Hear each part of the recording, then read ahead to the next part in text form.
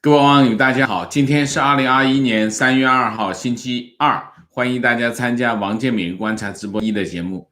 我们今天有3个主题，第一个讲两会啊，那么两会后天开，政协先开，然后人大啊，那么但是会议的气氛消煞啊，那么我们今天谈谈这个会议到底怎么开，然后我们对它有什么分析啊？这是第一个。第二个，郭树清。这个人民银行的书记、银保监会的主席还是不满意房地产泡沫啊，这是第二个。第三个，肃逆易主，那么张近东撤啊，然后国进民退到底是个怎样的样板？我们今天讲讲啊。那么其实呢，今天讲两会本身议题应该是比较长的，但是这两个我又不想放弃，因为是蛮重要的一个事情啊，所以我就尽量的讲快一点。尽量提高我们的语速，好吗？我们先讲两会。两会是3月4号开政协，3月5号开人大啊。那么两会人大和政协合称为两会。每年两会是中国政府各级政府运作的这个开始啊，是从两会开始的。中国的政体就是行政机构跟议会它是合二为一的，所以就是人大政协会议是整个新的一年的财政年度实际上是从这个时候开始，但是会计年度呢又是从1号到12月31号啊，1月1号开，会计年度是这样，但是呢实际上真正运作开始是从两会结束才开始，因为政府这个时候才开始运作啊。我们先讲讲气氛啊，气氛第一个，今年以这个疫情为由啊，那么就是减少了采访两会的人数，大大减少啊。怎么个减少法？第一，今年不邀请外国记者去北京采访两会啊，就是说外国记者就不要来了，全部都不请。然后呢，只有驻京记者，就是你这个机构在北京有驻京机构，那么只要求邀请一部分啊，就是表现不好的，就是老说我坏话的，就不邀请了，就邀请那些说好话的啊。这是一个外国记者大概是一个这个情况。第二，除中央级新闻单位以外，各地采访两会的记者减少，大大减少。那么以往是这样，中央级新闻单位就是北京了，中央电视台、新华社、人民日报，主要是这几个大的，中央人民广播电台这几个大的中央级新闻单位，还有一些报纸、报社啊等等。那么中央级新闻单位其实是采访两会的主体，然后各个省都会跟着一起带记者来，就是各个省都会跟着这个各地代表团，就比如说江苏的这个新闻媒体是跟着江苏团一起去北京采访，人也不少，每个省都会有几十个人啊。那么大的甚至会上百人，因为有些不跟团的自己也会派记者去。那么特别是一些经济发达的省份，他们很多的地方报很积极啊，采访两会，因为两会是个非常重要的政策平台。那么现在就不是了，现在就是今年除了上会安排以外，其他记者一律不得进京，一律不得进京。那意味着什么？意味着今年采访两会的记者人数至少要少60%以上啊，至少少60%以上啊，这是一件，就是以疫情为由，就是闲杂人等就别来了，这是第一个。第二个，FCCC 驻华外国记者协会那么3月1号发布一个年度新闻自由报告。这个报告的结论我们就说一下，这个结论就是中国官方正在对外籍记者进行6·4事件以后最大规模的驱赶运动，6·4之后最大规模的驱赶运动。此外，官方还以疫情、签证刁难、骚扰和大规模监控阻碍外籍记者在中国的工作。这份报告呢，调查了150位驻华记者，那么指出中国的媒体环境急剧恶化，而且中国官方利用疫情、签证等等数码监控、人身骚扰，对在中国的外籍记者和相关人员进行严厉的打击打压。那么去年，《纽约时报》、《华盛顿邮报》、这个《华尔街日报》至少有18名外国记者被中国驱逐出境。那么留在中国工作的记者面临着重重困难和人身威胁。那么调查指出，去年有42%的外籍记者被中国官方以疫情安全威胁要隔离为由阻止采访，59%的记者被威胁和骚扰，这两个数字在以前都是40%左右，大幅增加。另外，前往西藏、新疆、内蒙甚至香港的记者，外国记者人身安全受到威胁，94%赴新疆或者内蒙采访的记者被阻挠，甚至遭到攻击。现在整个的在北京风声鹤唳风声鹤唳。那么连外籍记者也害怕署名批评，就是他报道中署名批评中国政府会遭到报复。那么面对这些骚扰，面对这些阻碍，这些已经成为这些外籍记者日常采访中的常态。那么，而且去年以来，外籍记者圈正在快速的缩小，尤其是澳大利亚的这个环球电视网的记者陈雷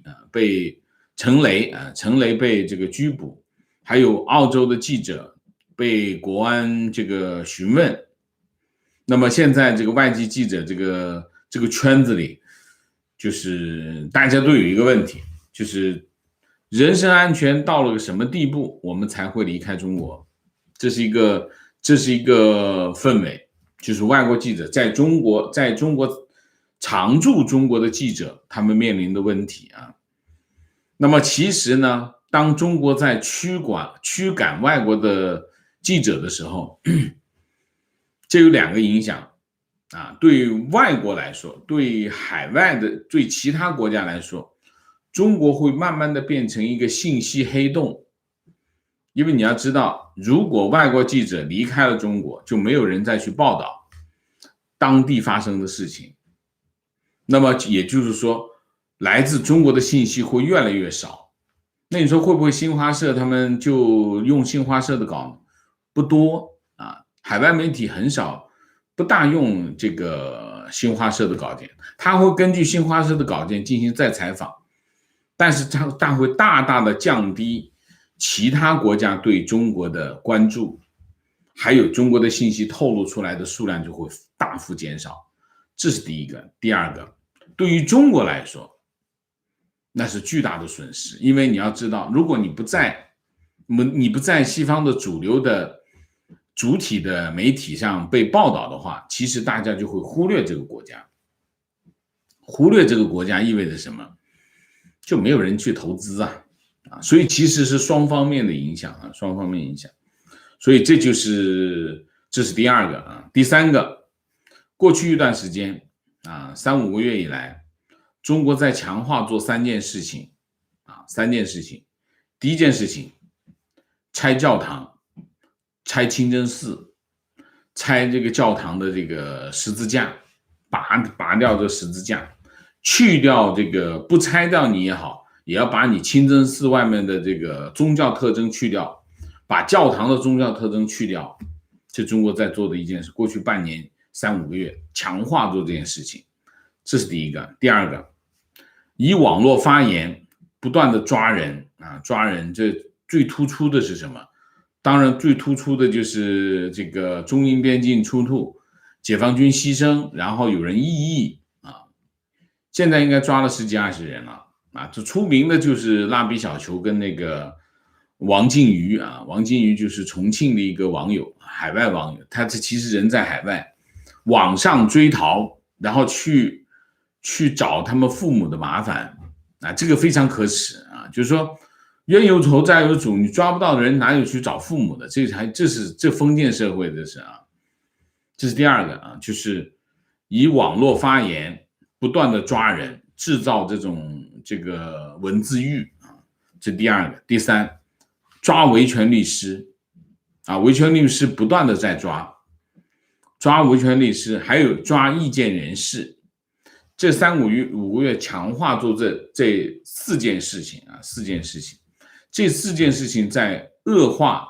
整个中国社会的舆论环境啊，那我删帖封帖，然后那就不在话下了，那是更普遍的现象啊。这是第三点，第四点啊。第二就是整个的氛围消煞啊，这氛围消煞从哪里来？从这里来，这是第一。第二，今年两会的背景我们来讲一下啊，讲一下这两会的背景。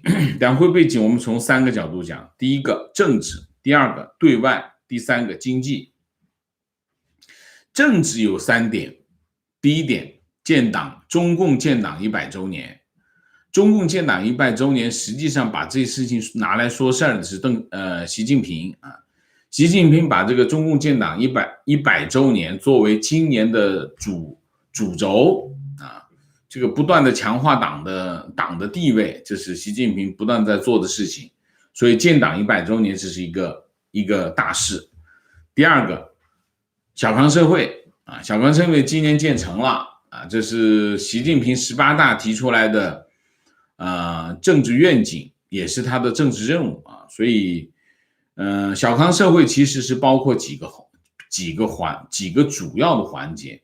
第一个 GDP 翻2番啊，然后就是经济社会发展的各项指标。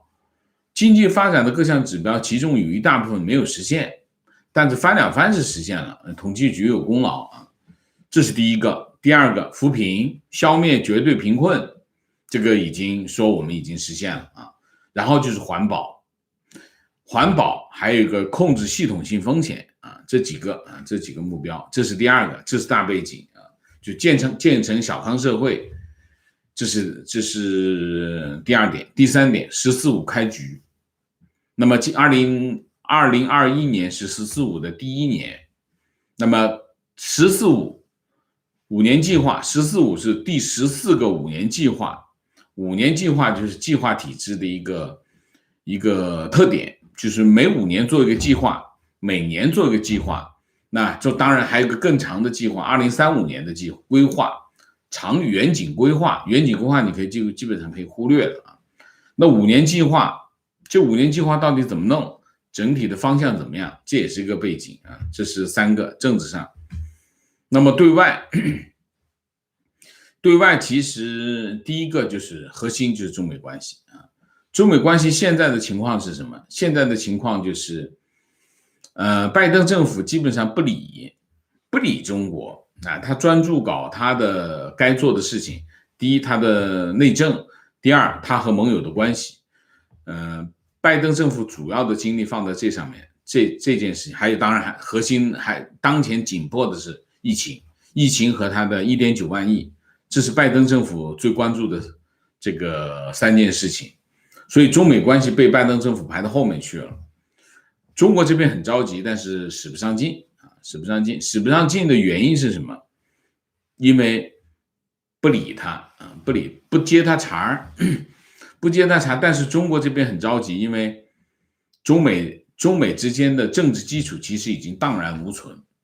那么中美之间政治基础不存在的话，中美关系其实处于一个游离状态，就是是战是和啊，现在是不战不和不打不退，是一个这样的局面。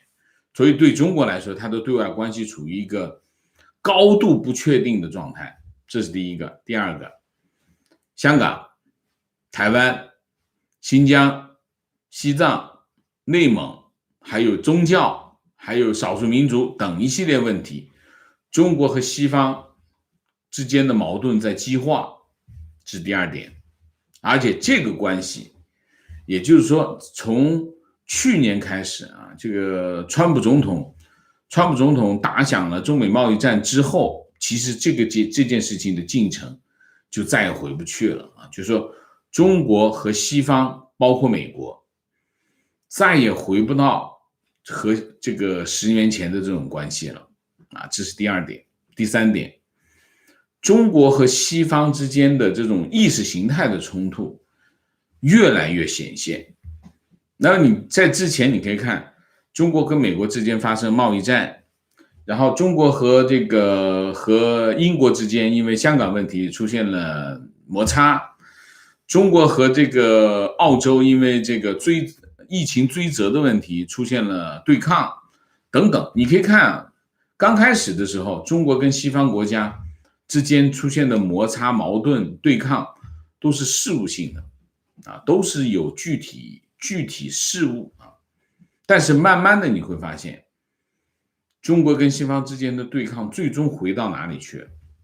意识形态上面去了，而且这种对抗越来越显性，就是说它会引领中国跟西方之间的对抗。所以你看，法国也好，英国也好，都派军舰跑到南海去巡航一下啊，甚至澳洲，甚至一些你觉得没那么大对抗的国家，他也在派军舰去南海走一走。所以其实中国跟西方之间的关系已经回不去了啊，这就是中国的对外关系处于一个这样的状况。第三，经济啊，经济这个背景呢，就是有3点啊。第一点，疫情后遗症啊，去年疫情影响很大，怎么办？去年把中国经济带出这个谷底的有2样东西，第一样东西就是出口。出口带来了一个巨大的需求，因为很多国家它经济还没有恢复，就是仍然深陷疫情当中，所以很多国家的生产没有恢复，没有复产，大量的而西方很多国家经常出现的什么情况呢？需求仍然是存在，所以很多订单跑到中国来。中国去年下半年，特别是第4季度，出口状况非常的壮旺，甚至延伸到今年现在啊，还是出口仍然不错啊。这是一个把中国带出来的一个动力。另外还有一个动力就是借贷，中国政府大规模的举债啊，举债呢维持了地方政府的运作。所以呢，你可以看啊，中国经济疫情后遗症就是两个依赖，一个依赖就是投资依赖，第二个依赖就是出口依赖。其中一个后果是什么？高负债，负债持续的高涨。那么这是第一个就是疫情后遗症。第二个，经济增长乏力。那么经济增长乏力多种因素造成的，核心的因素有2个，一个是疫情，另外一个就是经济周期啊。那么很多制度性的问题都出现恶化，你比如说社保的情况就在恶化，那还有一些基础性的问题也在恶化，你比如说就业的情况是在恶化。好在去年年底出口壮旺，解决了一部分这个问题，但是大家要知道，出口问题只解决什么？只能解决一部分农民工的问题啊，因为出口企业都是农民工啊。但是城市白领的失业问题非常严重啊，这是第二。第三，风险和危机。风险和危机核心的在风险，我们讲风险和危机核心在2个领域。第一个领域就是房地产啊，今天我们第2个主题就是郭树清讲泡沫，房地产泡沫仍然很严重啊，这是风险仍然很大，这是第一个。第二个，银行资产恶化。银行资产恶化是因为去年很多的坏账被压到去年年底到今年1季度跟2季度将是银行资产恶化曝光的时间，这会有风险啊，这是一个。落脚点在哪里？落脚点在人民币，所以大家要小心一点啊。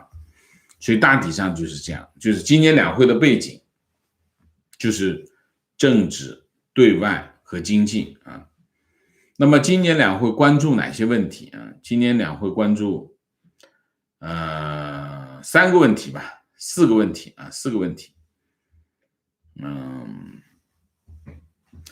3个问题吧，3个问题。第一个 GDP 啊，每年都关注这个问题，为什么？大家知道无论是中国政府还是企业单位啊、商业机构，他们都需要一个每一个机构，它都会做1年的规划，准备做事情。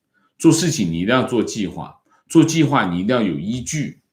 那么依据是什么？经济增长指标 ，GDP 到底涨多少？那么去年中国就没有设 GDP 的增长目标，因为去年疫情啊，理由很充分。我们今年疫情不确定性非常大，我没办法做这个目标。去年也不好做，你做的太低呢，大家期望一降下来，那口气过不来，影响也很大啊。但是今年的情况不同，今年就是疫情对经济的这个影响，逐渐的消退啊。那么，到底设不设呢？怎么设呢？设多少呢？设完之后，这个经济政策怎么样呢？这都是问题。那我们来讲讲设不设的考虑啊。今年中国经济情况非常复杂啊，变量很多啊。那么其实是预测是很困难，预测非常的困难，尤其是外部因素。你想一下，去年中国年底第4季度出口好，这对中国来说是有很大的帮助的。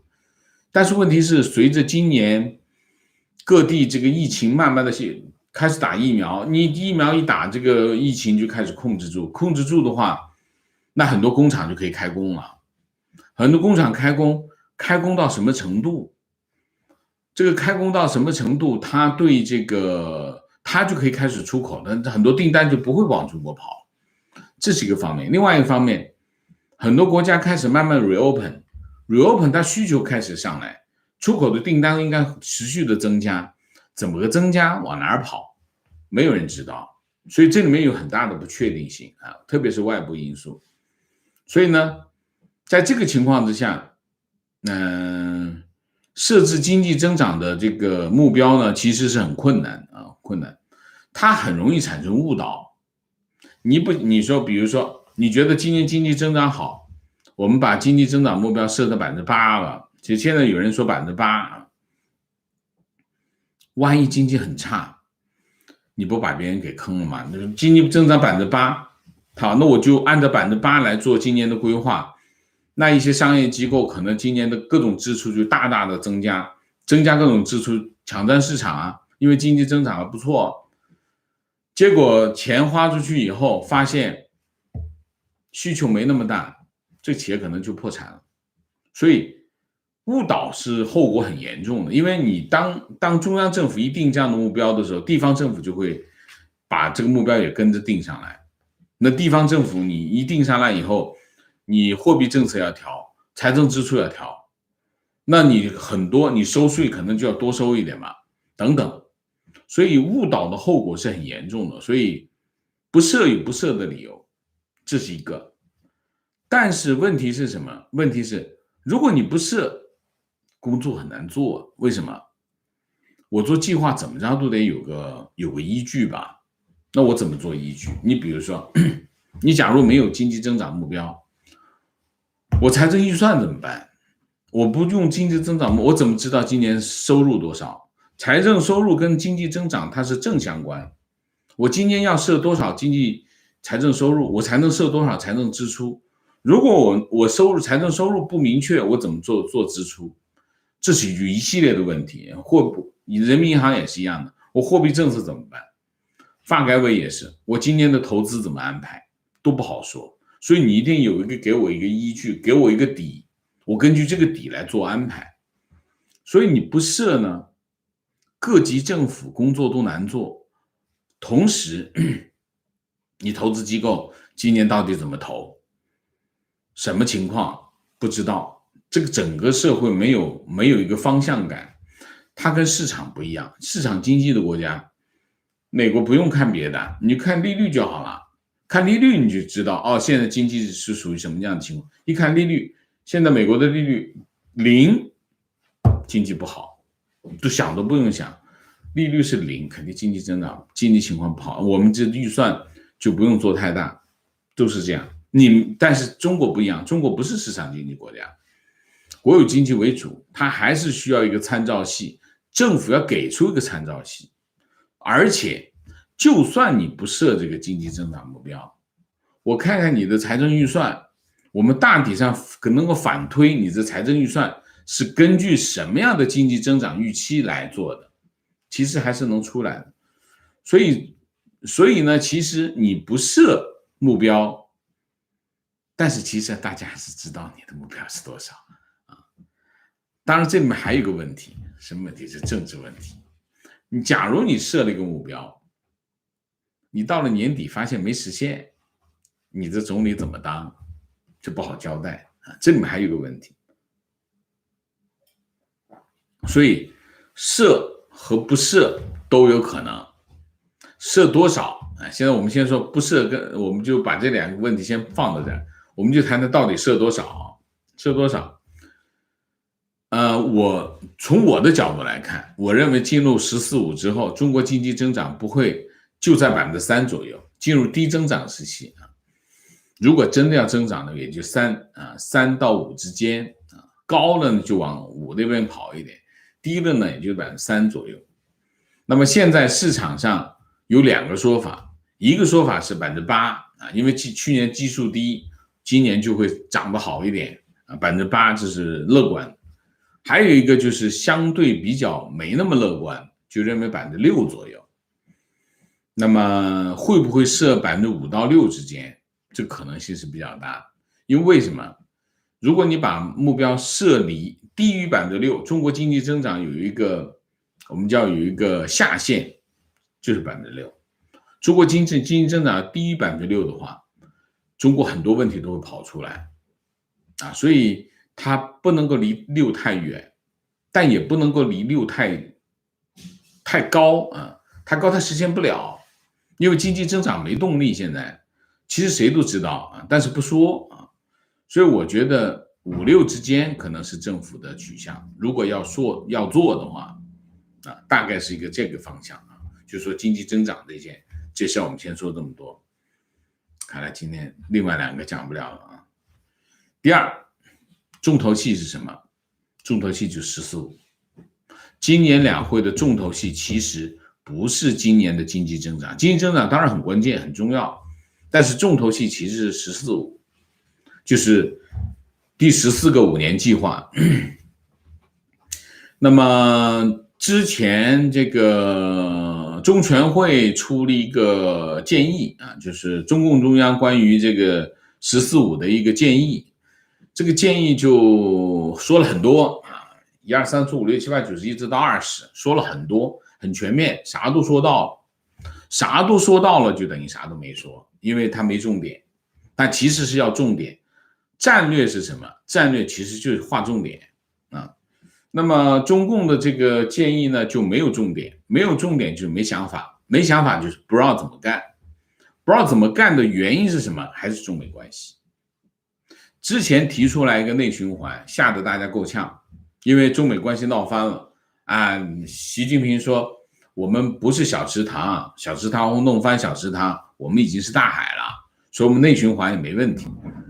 但是呢，其实后来大家他身边的那些人后来想一想说这个不行，这一内循环是中国经济那可能得后退20年。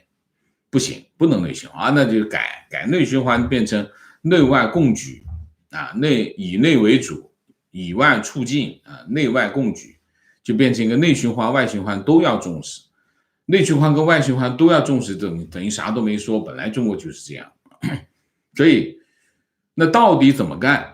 其实还是取决于什么？取决于中美关系，中国和外部的关系，中国能不能获得西方市场、美国市场、西方市场的这个动力、需求的动力，还有中国要继续发展，就要走出这个中等收入陷阱。你走出中等收入陷阱，你就必须发展高科技，发展科技领域的这个产业，跟高科技、跟科技领域有关的产业。可是你现在一看，之前川普政府就开始围追堵截，虽然这个不是很得法，但是他态度在那里，就我不能让你从我这里拿走知识产权，高科技的东西我不能从这拿走。拜登政府呢，小院高墙，小院高墙就是把一些关键核心的部位围起来，围死一点，因为高墙嘛，很高的墙堵住，不让你获得。那如果堵住不让你获得的话，那中国就很麻烦，中国就它的产业升级就遇到了巨大的障碍。所以实际上十四五带到底怎么走，我们得看看它有什么说法。大概率的说法是什么哈？大概率的说法就是没什么说法，因为你在中美关系的前景不明朗的情况之下，中国很难制定一个非常具体、非常有针对性的长远规划。如果你芯片都买不到，你想想你怎么发展电子行业？现代电子行业就当今现代的电子行业，所有的电子行业都需要一样东西，就是芯片。芯片是电子行业的发展的基础，就像工业需要石油一样，每一碳石油是工业的基础一样。你如果芯片美国慢慢的收紧对这方面的这个供应或者是控制技术控制，中国会很麻烦啊。所以这块，所以中美关系其实牵动了什么？牵动了十四五规划。那你说做一些官样文章呢？当然可以，当然可以。我估计大概率就是一个官样文章，啥都没说。这是第二啊，重头戏。第三，货币政策。货币政策分两个啊，一个货币政策，一个财政政策，这是中国主要的经济政策。货币政策，大概从2018年开始吧，3年，中国的这个政府工作报告都是稳健的货币政策，然后是保持战略定力，然后是灵活精准啊，大概是这样啊。什么意思呢？其实讲到底就是一句话：大水漫灌已经到这样的水平，不能再松了，再松下去就有问题。所以呢，没什么可以作为的，我唯一能做的就是把这件事情精细化。原来一年倒5桶水出去啊，再倒第6桶是不行的了，那只能倒5桶。那么现在呢，我们把这个工作做好一点，就是5桶水倒出去的时候，我尽量的精准，倒在比较渴的部位，就这意思。所以货币政策没什么好谈的，就是维持，这是第一个。第二个，财政政策，从2018年货币政策稳定，不能够再增加之后，主要靠财政政策。那么财政政策积极的3年，从2018年开始，2018、2019、2010都在积极的财政政策。积极的财政政策无非是2条，第一条举债，因为政府的收入就那么多，那你要多花钱。积极财政政策意思就是一句话：多花钱。钱从哪里来？经济增长就是这样，就这么多，那你要多花钱，只能举债。所以举债是积极财政政策的一个前提。那么你现在连续高强度举债，举了3年，举的现在这个叫楼继伟都说这个从今年开始，中央财政这个每年的利息付息占它的财政支出的排名第2，占到15%。地方政府有10几个，有1/4的地方政府，省级地方政府，他们1年的财政收入有1半以上拿来还本付息。那你想想看，说明之前借的债太多了，现在得还，你借的债得还。所以这个问题，你就说高举债这件事情走不下去了。今年就使劲抓，各个预算都在抓什么？抓地方政府不能乱借债。只要你控制他借债，积极的财政政策就不存在。现在情况就是这样。所以积极财政政策是没有的啊。那就是说，当然他现在还在吹牛，吹什么呢？减肥降税啊，减肥降税那是不可能的。再减肥降税，地方政府就没办法运行，因为你举债已经举不了那么多了。所以减肥降减费降税这件事情也就是吹下牛而已啊。然后积极财政政策是只能说说而已，大体上就是这样。所以经济政策今年的政策工具，没什么政策工具了，没钱，主要的问题是什么？钱没了，人还活着，这是核心的问题，好吧？那我们后面两个讲不了，我今天晚上再讲吧，好吧？就是苏宁的问题跟那个郭树清，我晚上再说吧，因为现在已经超时了，好吧？那我们今天的主题就这样啊，讲讲今天的两会啊，气氛消煞啊。那么我们就进入互动啊，进入互动之前温馨提示，请大家点赞，请新来的网友订阅，请大家加入我们的会员，支持我们做更好的节目。另外呢，也请大家点亮小铃铛，那么参加我们的直播啊。有条件的网友呢，尽量的参加，关注一下我的推特号跟脸书号，我们会把直播的链接发上去，请大家如果没有收到通知，可以点击链接进入直播，好吧？好，那我们现在进入互动啊，进入互动，请大家不要聊天，4个情绪、观点、问题，观点、问题、情绪，大体上这个吧明谢魏唐，谢谢姥姥王，谢谢。观点，一年一度的政治大秀场又要上演了，很能吸引国内外的关注目光。但是每跟国内的亲朋聊天，他们对很多虚假的东西看得不很清，也很清楚啊，只是嬉笑调侃一下，不敢明说而已。所以高压之下的风平浪静，不是真的岁月静好，人民并不傻。OK。观点，两会最近出来好多关于开放生育的提案，这个开放就开放呗，其实也没有，其实现在开放意义不大，意义不大的原因是什么？你可以看，二孩政策已经开放，影响大吗？影响不大，所以你就全解除掉，对这个趋势影响不大。计划生育政策影响最大的并不是不让他生，不是的，影响最大的是改变了几代人，至少2代人的生育观念啊，生育观念就觉得我没必要生那么多，这个就所以你放开了，他也不一定生，就这个原因啊。生育观念一改变，很多事情就不一样。你在美国，你一个家庭，你经常看见外面走路2口子。手上抱着一个，这边牵一个，那边牵一个，3个，常态这就是生育观念，生育观念影响非常大。现在计划生育最大的影响的是生育观念，所以就算你现在放开，可能也就生一个啊，还有很多人不生，连婚都不结，现在这情况是这样啊。问题，请问王婶，胡春华有可能接任总书记吗？胡春华不是说他接任总理吗？总书记如果有传言说胡春华接任总书记，我估计胡春华的头发得全白，现在他已经花白了啊，已经花白了，他得全白啊。现在不好说啊，我没有消息。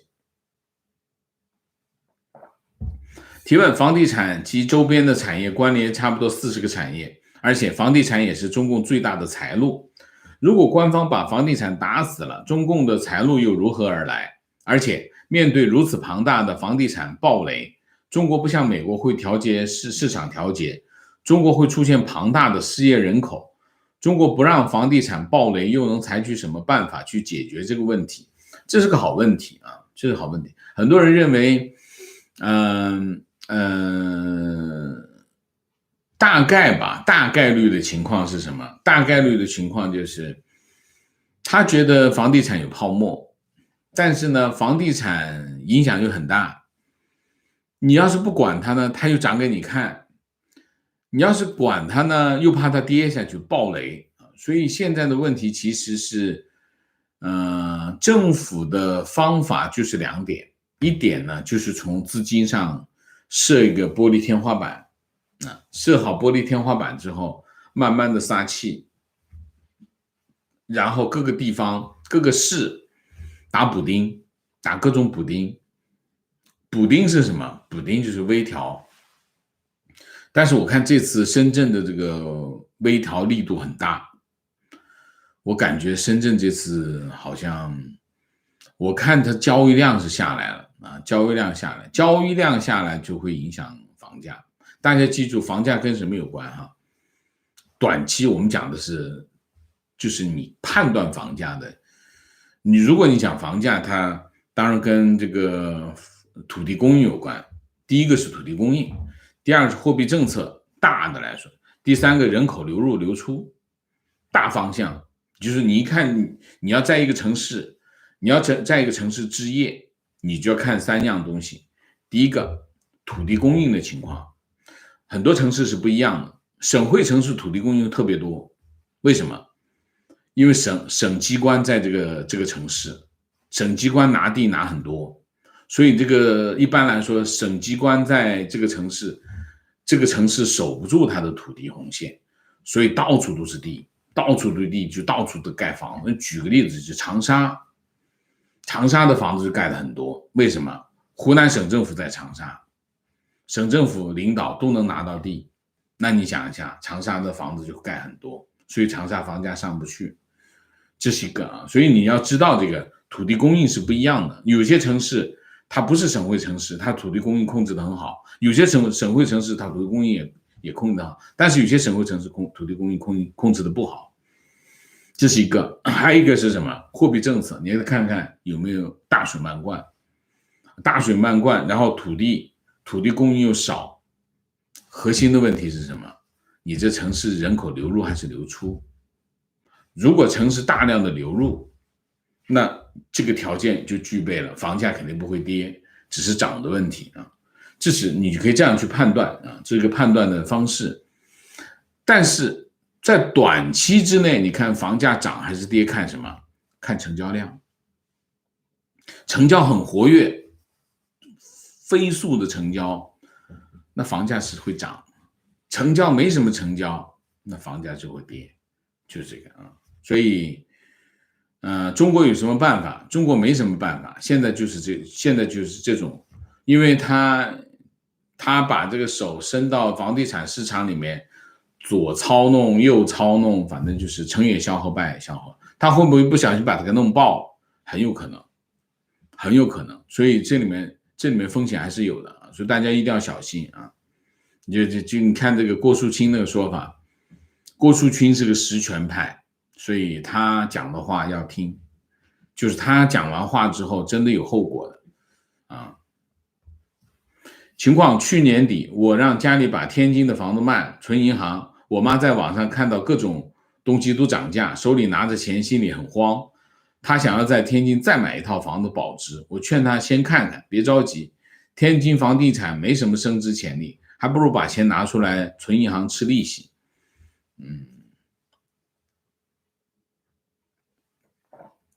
情况坐标佛山，我对个别城市的房地产，我不能够发言，因为没有具体的看，所以我不能够评价，好吗？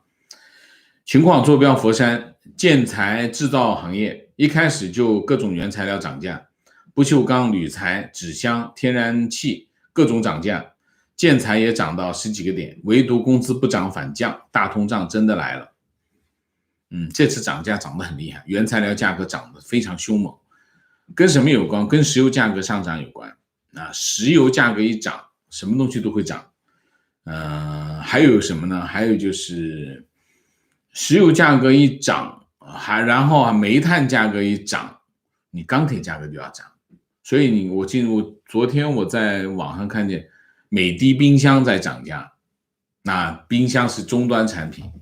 你想一下，原材料涨，终端产品最终还是要涨价。终端涨价的话，通货膨胀就不远了啊。观点，王老师之前说过，道德是社会上人们的共识。在 CCP 长期洗脑之下，中国人中的主体把爱国爱党、奋斗统一、为社会做贡献当做了理所当然的价值信条。价值观其实是个人在不同价值之间的比较。中国人把以上的价值信条放在其他价值之上，政治上服从，不犯错误是他们的底线。我们说中国社会没有道德底线，是因为我们用评判的标准是普世价值，无法接受大陆那种扭曲的价值观。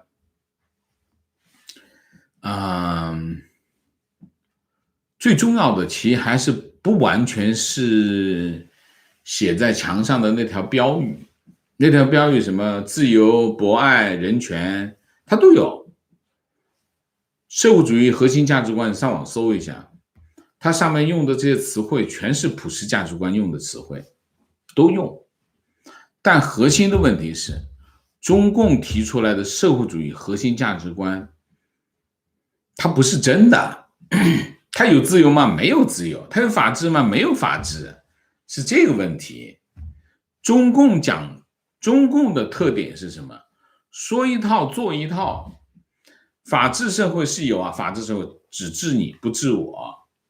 然后这个没有司法独立，没有司法独立是什么意思？我想怎么判就怎么判，就是这个问题。所以中共的问题是什么？中共的问题就是说一套做一套，骗你。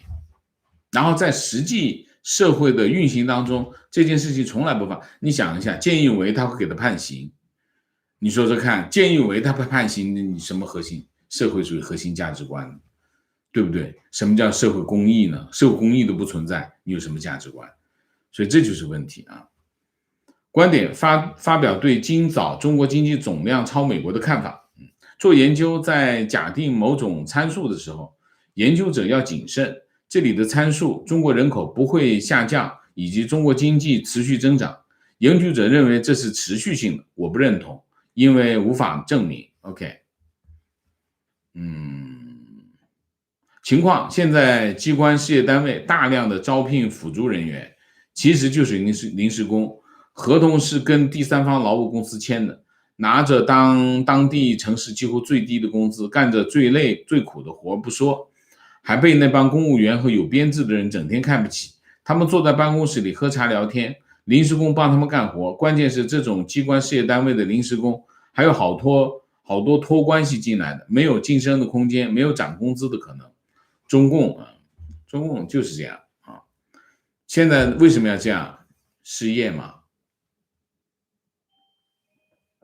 失业啊，所以用这种方式来搞一些编制出来，其实没有编制啊。观点：公务员工资只能跟当地收入比，实际上基层事业编公务员工资并不高的离谱。双公务员职工家庭收入一样会掏空储蓄买房，除了单位几个有实权的人。当然了，基层公务员你要跟企业上班比肯定强。OK。提问：特别同意王老师刚刚说的，什么都说了，就是什么都没说啊。其实不只是政治纲领的各个文件，还有国企的战略陈述风格都是一脉相承，全是大话。请问王老师怎么看待这种现象？他们是真的不知道怎么抓重点，还是说领导其实知道，只是有些内容不想和下面说清楚？做官样文章是回事啊，做文章当然就是面面俱到啊，不能有遗漏，不能出问题，先把问题堵住，然后想出彩那另外一回事，那也得看领导想不想让你出彩。所以做文章做文件是回事，但是两会不一样。两会你比如说你做这个“十四五”规划，这些年的情况，就中国的这个文风就堕落的很严重啊。以前的文件是什么呢？以前的文件就上来就是我们现在有个什么问题，然后下面我们什么措施，我们怎么做。这句你看文件就看得很明白哦，我要解决这个问题用什么方法。那当然中间也是很多套话、空话、屁话，但是呢，你至少知道这个文件说来干啥。现在不是，现在的不提问题，不讲问题，上来就是个文件，总体原则哒，你搞不清楚他想干嘛，搞不清楚想干嘛呢？那是不是领导就知道呢？领导知道，但是呢，问题是他也不想出纰漏，所以把所有的问题全讲，不是所有的方面全讲，所有问题全讲，你等于啥都不知道。因为你没有可能把所有的领域全做完，这是不可能的事情，你只能挑重点去做。那结果是什么？结果你还得去问领导，就这个情况啊。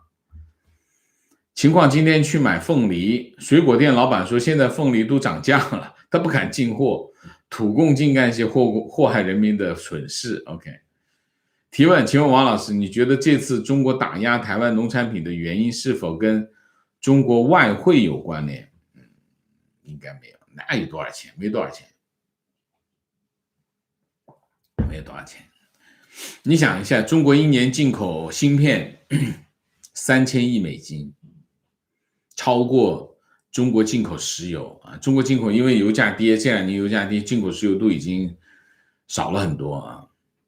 那你说你不想进口这个，因外汇问题不想进口凤梨能值多少钱？值不了多少钱。10亿，我不觉得有超过10亿啊，1、2亿最多了。你有本事你别买台湾的芯片啊，对吧？你骨气硬嘛。实际上你在这件事情上看得很好笑。你说啊，我不买这个台湾的凤梨了，那作为一个惩罚，台湾要是不卖你芯片怎么办？你说说看，你惩罚你上哪惩罚去啊？所以其实你可以看中国的这种产业链其实很脆弱，没什么底气啊。提问，看两会还有个特殊的视角，那就是每次两会闭幕后流露出来的那些很特殊、很奇葩的提案。王先生对此有什么刻骨铭心的记忆和评述啊？不记得了啊，那这每年都很多很多啊。为什么？大家知道这些人大代表也好，这个政协委员也好，人大叫代表，政协叫委员啊，他们3教9流什么人都有，他们也不是民选出来啊，也不是民选的，他也不是竞争上岗，所以他们水平参差，有些连话都讲不清楚，很多连话都讲不清楚。那你想想看，又要表现，主要的奇葩的提案都是要表现给领导看。为什么表现领导看？大家记住，这些代表是一个代表团来的，解放军代表团领导都在上面的，广东代表团省委书记、省长、市委书记、市长都坐在前面，那你平时没有机会表现的呀。现在这个领导都坐在那儿，赶紧表现一下，搞个什么领导想看的议题，这不小心搞偏了，不就各种奇葩议案都跑出来。还有什么呢？还有一些这个脑筋已经被洗抽筋的那种代表跟委员也有的是啊，那这各种奇葩提案多的是记不住，太久了。我最后一次采访两会是1997年啊，这么长时间记不住了啊。采访两会最大的特点，对我来说啊，我采访两会的时代，仍然人大政协仍然是一个非常重要核心的政策平台，大部分的政策都会在这上面过，所以我们采访两会很紧张，因为有很多都是影响非常大的很重要的政策，所以采访两会很辛苦也很收获也很大，是因为这个会上有这些东西啊。现在两会的这个重要性在下降，因为很多决策都已经在各个委员会里面通过了，都不用再来上两会了。实际上两会代表跟政协委员某种程度上已经被架空了，他很多政策包括经济包括社会的政策都已经过了，都已经在其他委员会省改委啊各种委员会都已经过去了。那么真正的剩下的就几个报告，实际上就剩下几个报告，核心的当然是政府工作报告所以决策的所以两会采访的内容实际上这2年是大大减少。情况最近年轻人进入体制的热情十分高涨，削尖了脑袋也要往里钻。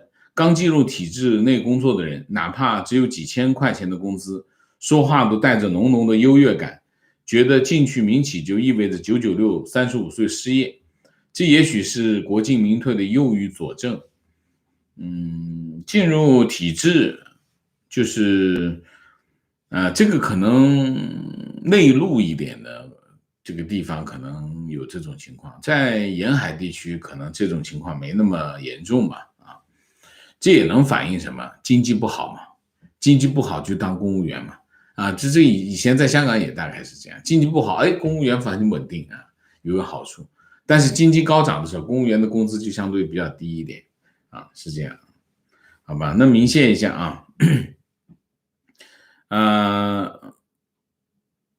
VICF 谢谢 Mina Hayes 谢谢自由雕塑公园 CA 谢谢王老师最近的节目特别精彩，谢谢王老师，谢谢你的支持。好，我们今天的节目就到这里，感谢大家的参与，我们下个节目再见。